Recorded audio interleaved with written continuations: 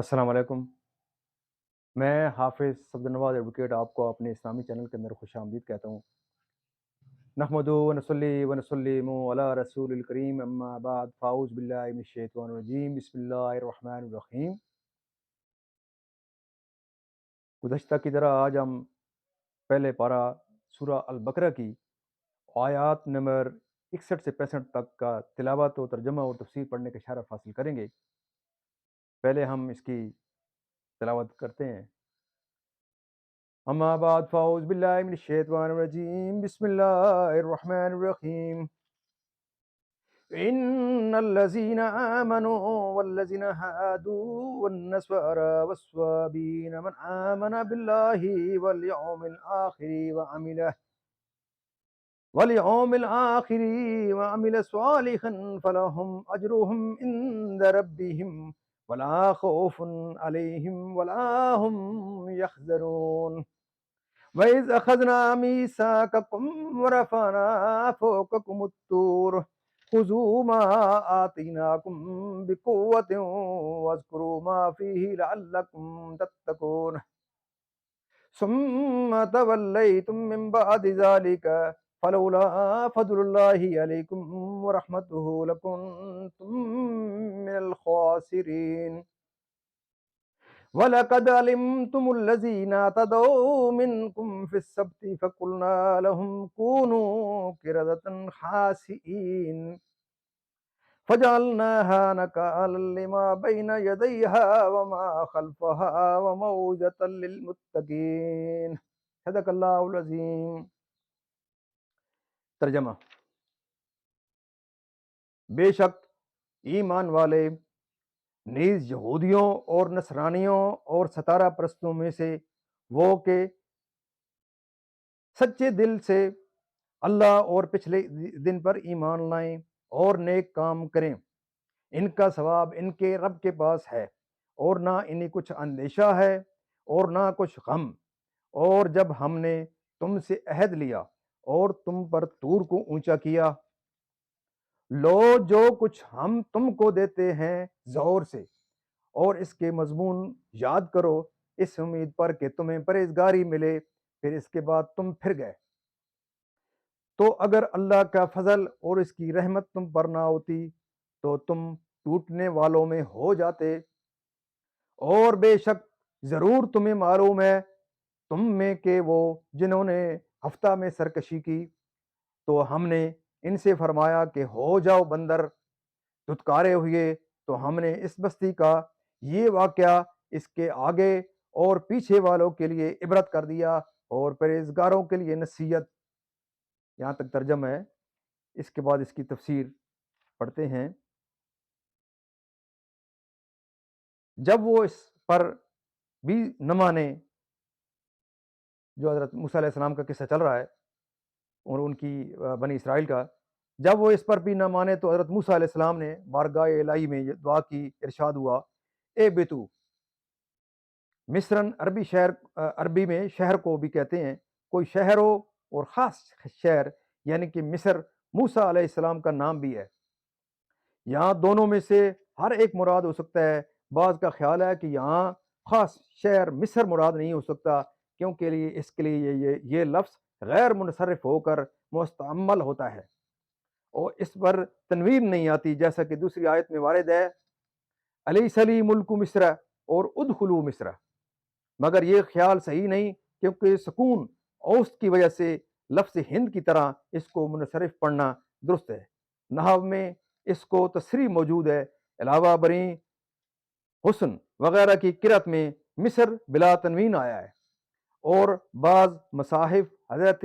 عثمان اور حضرت مصحف ابی رضی اللہ تعالی عنہما میں بھی ایسا ہی ہے۔ اس لیے حضرت مترجم قدسرہ نے ترجمہ میں دونوں احتمالوں کو اخذ فرمایا ہے اور شہر معین کے احتمال کو مقدم کیا، یعنی کہ ساگ ککڑی وغیرہ کو ان چیزوں کی طلب گناہ نہ تھی، لیکن من و سلوہ جیسی نعمت بے محنت چھوڑ کر ان کی طرف مائل ہونا پست خیالی ہے۔ ہمیشہ ان لوگوں کا میلان تباہ پستی ہی کی طرف رہا، اور حضرت موسیٰ و ہارون جلیل قدر بلند ہمت انبیاء علیہم السلام کے بعد اسرائیل کی کم حوصلگی کا پورا ظہور ہوا، اور تسلط جالود و حادثہ بخت نصر کے بعد تو وہ بہت ہی ذلیل و خوار ہو گئے۔ اس کا بیان ضربت علیہم الذلۃ میں ہے۔ یہود کی ذلت تو یہ کہ دنیا میں کہیں نام کو ان کی سلطنت نہیں، اور ناداری یہ کہ مال موجود ہوتے ہوئے بھی حرص سے محتاج ہی رہتے ہیں۔ انبیاء و صلحاء کی بطولت جو رتبے انہیں حاصل ہوئے تھے ان سے محروم ہو گئے۔ اس غضب کا باعث صرف یہی نہیں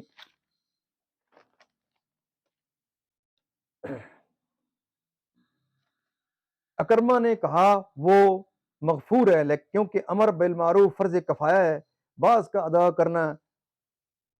کل کا حکم رکھتا ہے۔ ان کے سکونت کی وجہ یہ تھی کہ ان کے پن پذیر ہونے سے مایوس تھی۔ اکرما کی یہ تقریر حضرت ابن عباس کو بہت پسند آئی، اور آپ نے سرور سے اٹھ کر ان سے معانقہ کیا اور ان کی پیشانی کو بوسہ دیا۔ فتح العزیز میں ہے کہ مسئلہ اس سے معلوم ہوا کہ سرور کا معانقہ سنت صحابہ ہے، اس کے لیے سفر سے آنا اور غیبت کے بعد ملنا شرط نہیں۔ یہاں تک اس کی تفسیر تمام ہوتی ہے۔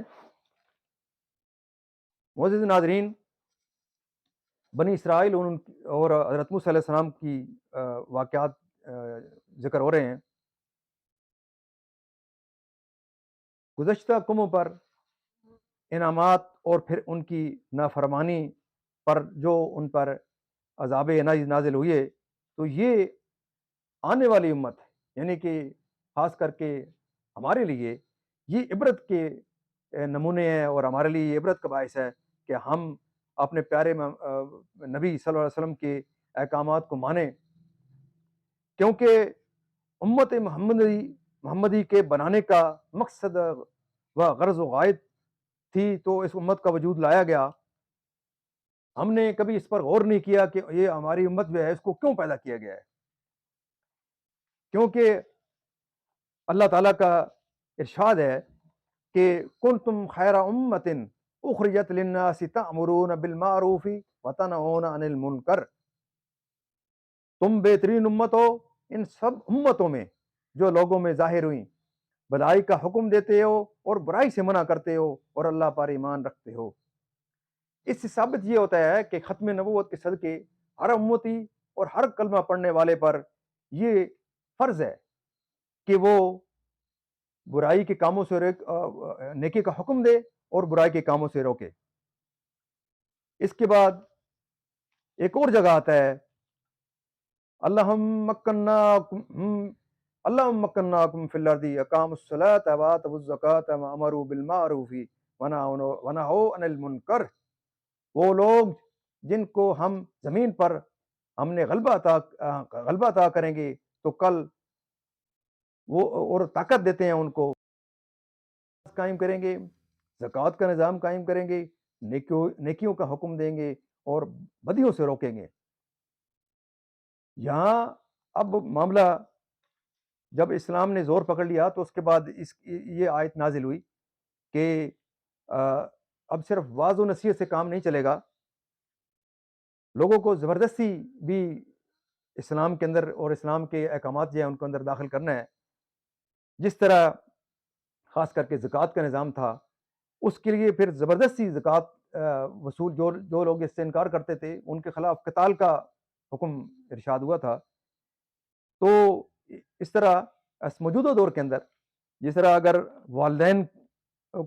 ہیڈ آف دا فیملی کو دیکھا جائے کہ اگر ان کی اولاد کوئی ان کا کہنا نہیں مانتی تو ان کے اوپر سختی کرنی چاہیے، یعنی کہ کوئی اگر فرائض کے اندر وہ کوتاہی برتتے ہیں، جیسے نماز کا حکم ہے کہ 7 سال کے اندر اس کو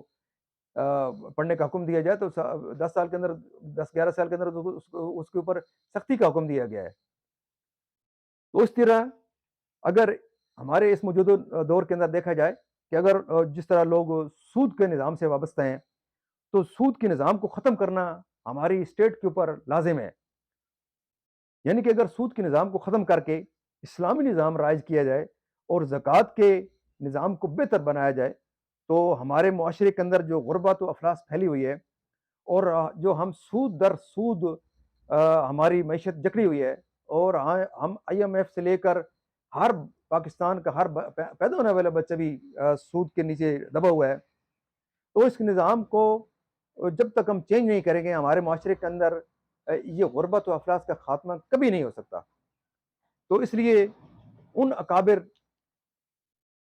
مقتدر ہستیوں سے یہ میری گزارش ہے اس فورم کے ذریعے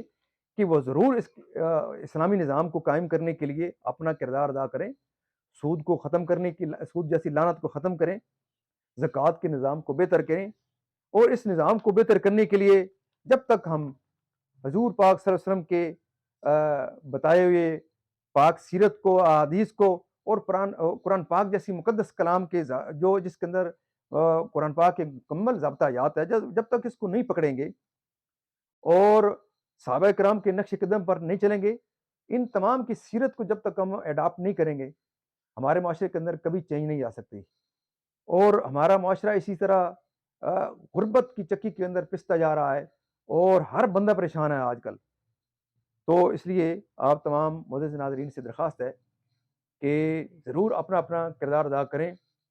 اسلامی نظام کے قائم کرنے میں. لہذا میری آپ تمام دوستوں سے یہ گزارش ہے کہ اس جو میرا چینل ہے اس کو ضرور لائک اور شیئر کریں تاکہ یہ جو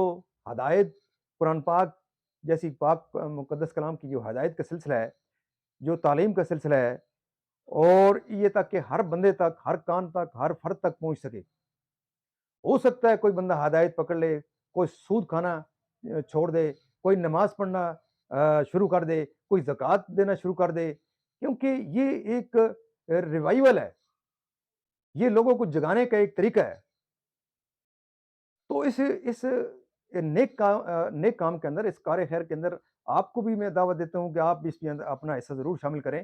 اور کم از کم اس چینل کو لائک شیئر کر کے، تاکہ آپ لائک شیئر کریں گے میرا حوصلہ بڑھے گا، میں اور اس کے اندر بہتر طریقے سے تیاری کر کے میں آپ لوگوں تک اس قرآن پاک کی جو تعلیمات ہیں اور جو مجھے اللہ تعالیٰ نے عقل دے رکھی ہے میں ضرور آپ تک پہنچانے کی کوشش کروں گا. جب آپ مجھے زیادہ سے زیادہ لائک شیئر کرتے ہیں میرا اور حوصلہ بڑھتا ہے، میں اور زیادہ تیاری سے اپنے اس سلسلے کو لے کے آتا ہوں تاکہ لوگ مجھے پسند کریں، اور لوگ جتنا مجھے پسند کریں گے میں اتنا اور اچھی تیاری سے آیا کروں گا. تو آپ لوگوں سے یہ استدعا ہے آپ لوگ اللہ تعالیٰ سے کہ اللہ تعالیٰ تمام معزز ناظرین اور غائبین وہ جہاں کہیں بھی ہیں اور کسی بھی پریشانی کے اندر مبتلا ہیں، اللہ تعالیٰ آپ تمام لوگوں کی پریشانیاں دور کرے اور اللہ تعالیٰ تمام بیماروں کو شفائے کاملہ عاجلہ عطا فرمائے. جو لوگ رزق کی وجہ سے تنگ ہیں یا کسی بھی وجہ سے اللہ تعالیٰ تنگ ہے، اللہ تعالیٰ آپ کی رزق کی پریشانی دور کرے. اللہ تعالیٰ تمام مرحومین کو جنت الفردوس میں جگہ عطا فرمائے. اور جاتے جاتے میں آپ لوگوں سے یہ درخواست کروں گا کہ آپ میرے اس چینل کو ضرور لائک اور شیئر کریں. آمین ثم آمین.